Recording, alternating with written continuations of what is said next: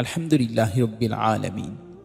সমস্ত প্রশংসা সেই মহান রব্বুল আলামিনের জন্য, যিনি আমাদেরকে বড় ভালোবেসে আজ পৃথিবীতে মানুষরূপে সৃষ্টি করেছেন।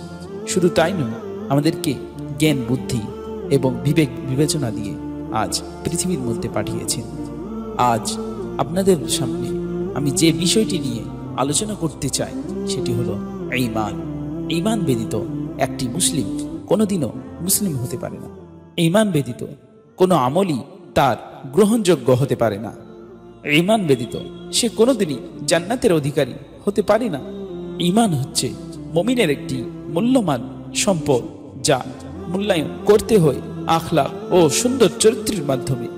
যেমন জল ছাড়া মাছ বাঁচতে পারে না, ঠিক অনুরূপভাবেই একটি ঈমানদার, একটি মুমিন, আল্লাহর একটি বান্দা ঈমান ছাড়া কোনোদিনও সে মুসলিম এবং আল্লাহর বান্দা হতে কোনোদিনও পারে না।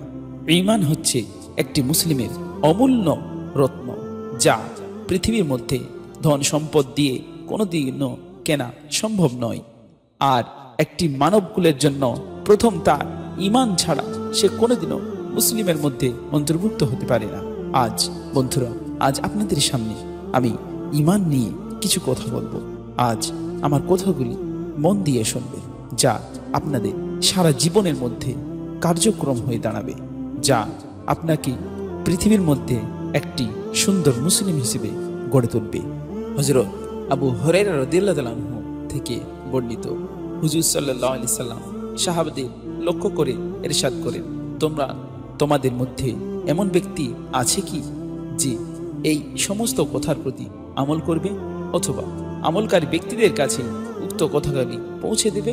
হযরত আবু হুরায়রা রাদিয়াল্লাহু তাআলা আনহু বললেন, ইয়া রাসূলুল্লাহ, আমি আপনার খিদমতে হাজির আছি।